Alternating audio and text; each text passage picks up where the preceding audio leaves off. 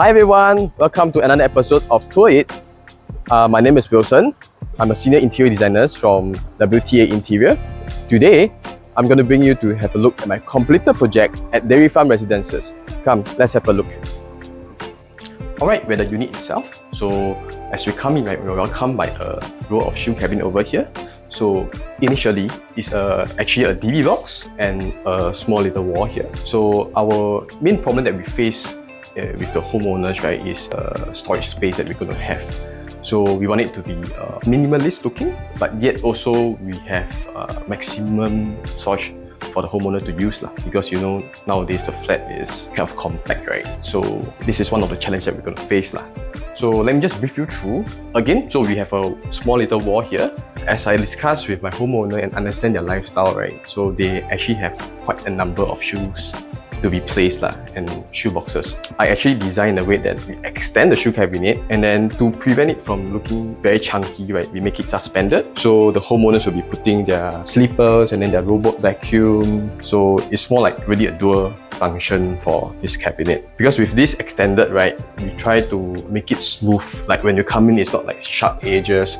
So we have it curved over here to smoothen out the effect. And then for the existing DB box, right, we actually changed the whole door to a mirror door. So this mirror door, of course, is to, you know, before you go out, you can have a look and then make sure it's like proper dressed up with your shoes, then you can go Yeah, as we are coming in, so again, the curve will lead us into the space over here, which is the study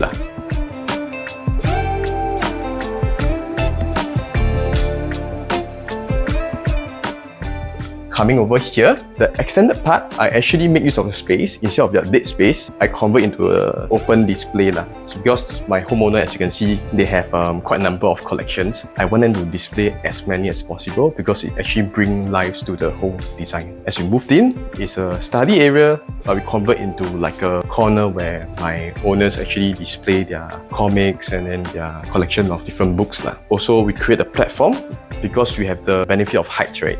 So we actually create platform to have more storage. Of course, the platform is being high, so you need a step. We kind of like create this step with storage. There's drawers, and then as we move up, right, we actually have storage cabinet below the platform itself. So when you leave the door up, the storage actually can be accessed all the way below the collections. So actually we make use of the whole space over here But of course, normally these storage are actually hardly usable We just put in there and then you only need to open once in a while kind of thing. So we have the whole L shape to be open shelf. It's a simple open shelf, and then but we have different vertical shelving as well to create that different layers to the design. We actually integrate different sizes. We actually go into the precision of height, especially for their bear bricks and some other books And we will go on to the living hall.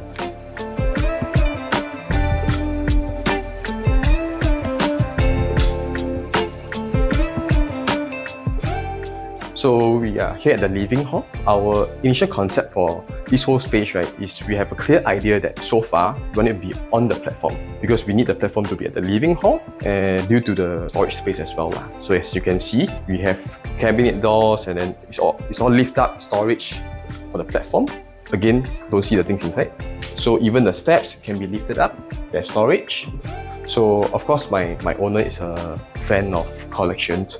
So as you can see here, we have his personal collections and then they collect liquor, wine as well. So my initial idea is to have simple shelving. My main point is to actually enhance the space, but yet let the display and the collection itself stands out. I don't want my finishing to be too outstanding. So actually I integrate simple shelvings, but yet I have designs like this to create an impact to the whole space.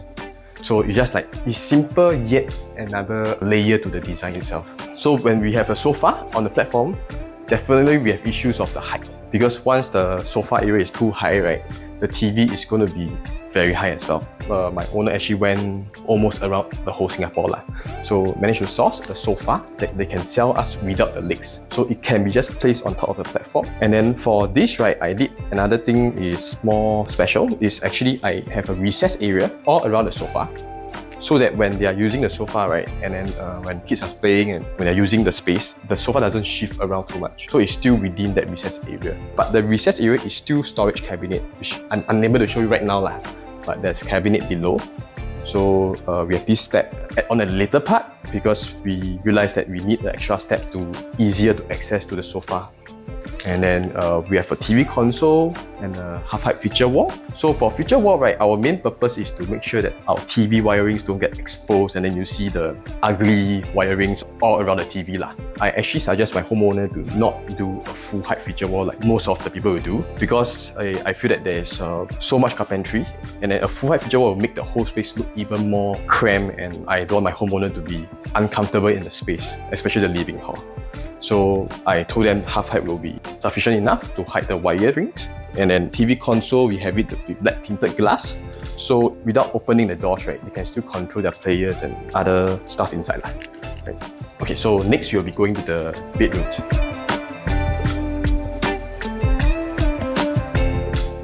Alright, we're at the bedroom here. It's meant for their daughter, my owner's daughter. We actually create more storage space by having like loft kind of thing, so loft bed. So we have staircase, steps with storage, open shelf for the books, and then mainly it's because of the wardrobe space is not enough, right? So we create another set of wardrobe. But of course our concern is the height over here.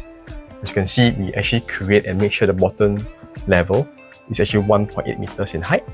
Yeah. So coming up, here we actually create a feature wall.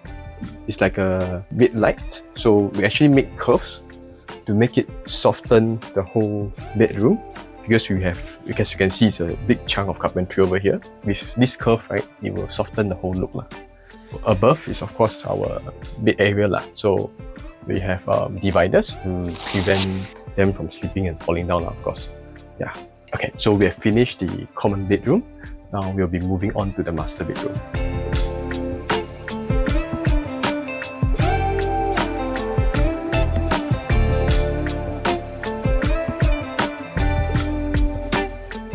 Alright, so we'll be moving on to the master bedroom. So coming here, as we are facing the storage issue, right? So we actually built another platform over here. But this platform actually of 60 cm height lah. So we fully make use of all the height over here, because we have total height of like 2.8 meters. So we have a big platform with storage. You can see again we have drawers over here. And then again, the inner portion, the internal portion will be all lift-up doors as well. We have a simple bed headboard with a curve over here, again to soften the look, because as we are installing chunky carpentry, right, we need to play with the design a little bit to make it soft.